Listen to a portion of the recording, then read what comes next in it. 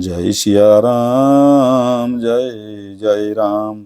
मातु भरत के वचन सुनी साचे सरल सुभाई। कहती राम प्रिय तात तुम्ह सदा बचन मन काई। माता कौशल्या जी भरत जी के स्वाभाविक ही सच्चे और सरल वचनों को सुनकर कहने लगी, हे तात, तुम तो मन वचन और शरीर से सदा ही श्री रामचंद्र जी के प्यारे हो। जय सिया राम जय जय राम।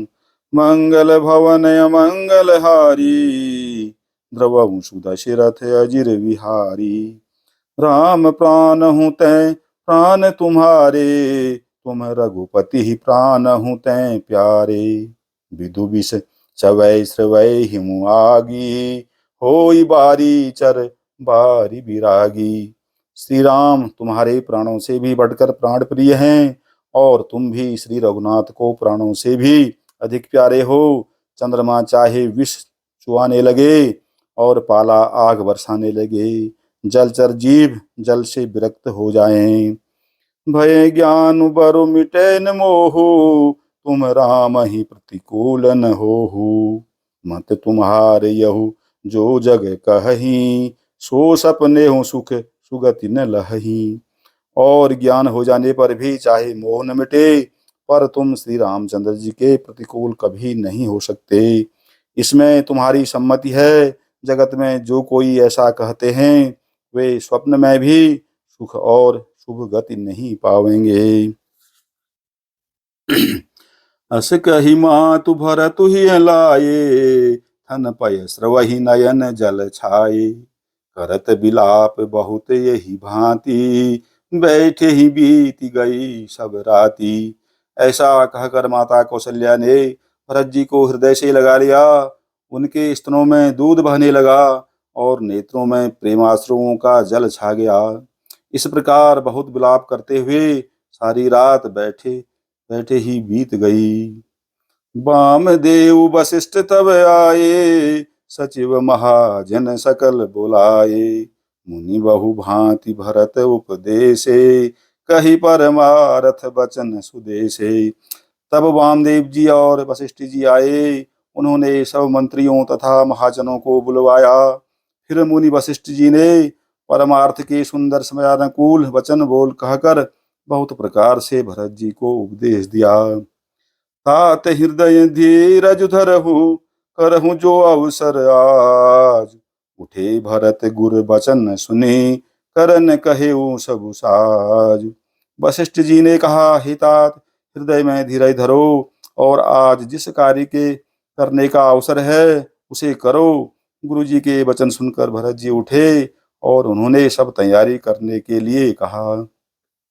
जय सिया राम जय जय राम। मंगल भवन मंगल हारी, द्रवहु सुदशरथ अजिर विहारी।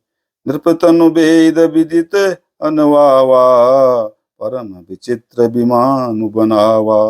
गही पद भरत मातु सब राखी, रही रानी दर्शन अभिलाषी। वेदों में बताई हुई विधि से राजा की देह को स्नान कराया गया और परम विचित्र विमान बनाया गया। भरत जी ने सब माताओं को चरण पकड़ कर रखा, अर्थात प्रार्थना करके उनको सती होने से रोक लिया। वे रानियां भी श्री राम के दर्शन की अभिलाषा से रह गईं। चंदन अगर भार बहु आए, अमित अनेक सुगंध सुहाए। सरजू तीर रचिरचिता बनाई, जन सुरपुर सोपान सुहाई। चंदन और अगर के तथा और भी अनेकों प्रकार के अपार कपूर गुग्गुल केसर आदि सुगंध द्रव्यों से बहुत से बोझ आए। सरयू जी के तट पर सुंदर चिता रचाकर बनाई गई, जो ऐसी मालूम होती थी मानो स्वर्ग की सुंदर सीढ़ी हो। यही विधि दाह क्रिया सब कीन्ही, विधिवत नहाय तिलांजुलि दीन्ही। सोधि स्मृति सब वेद पुराना, कीन भरत दस गात विधाना। इस प्रकार सब दाह क्रिया की गई और सबने विधि पूर्वक स्नान करके तिलांजलि दी। फिर वेद स्मृति और पुराण सबका मत निश्चय करके उसके अनुसार भरत जी ने पिता का 10 गात्र विधान यानी 10 दिनों के कृत्य किया। जहाँ जस मुनिवर आय सुदीना, तहाँ तस सहस भांति सब कीना। भये विशुद्ध दिए सब दाना, धेनु बाज गज वाहन नाना। मुनि श्रेष्ठ वशिष्ठ जी ने जहाँ जैसी आज्ञा दी, वहाँ भरत जी ने सब वैसा ही हजारों प्रकार से किया। शुद्ध हो जाने पर विधि पूर्वक सब दान दिए। गौवें तथा घोड़े, हाथी आदि अनेक प्रकार की सवारियां, सिंहासन भूषण बसन, अन्न धर निधन धाम। दिए भरत लहि भूमि सुर, भे परिपूरन काम। सिंहासन, गहने, कपड़े, अन्न, पृथ्वी, धन और मकान भरत जी ने दिए। भूदेव ब्राह्मण दान पाकर परिपूर्ण काम हो गए, अर्थात उनकी सारी मनोकामनाएं अच्छी तरह से पूरी हो गईं।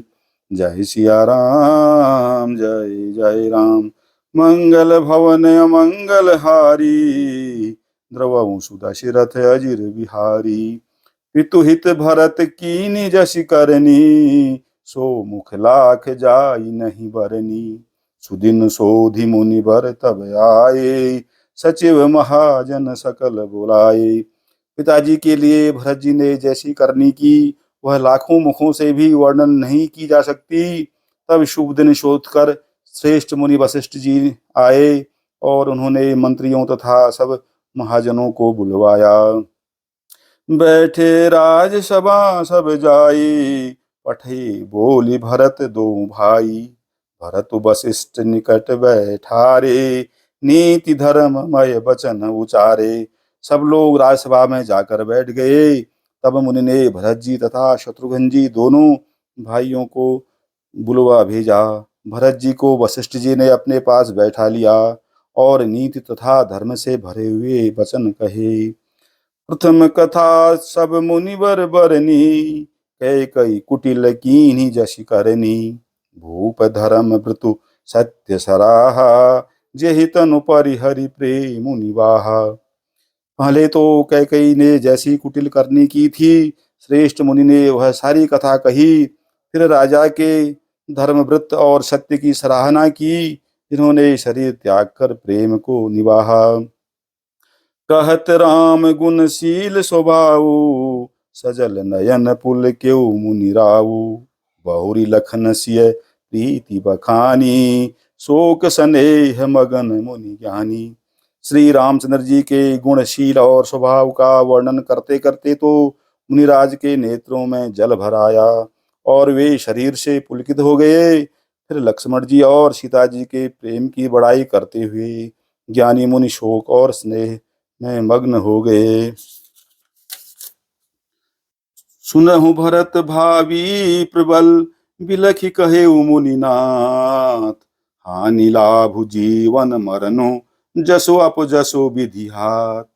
जय सिया राम, जय जय राम। मंगल भवन अमंगल हारी, द्रवहु सुदशरथ अजिर बिहारी।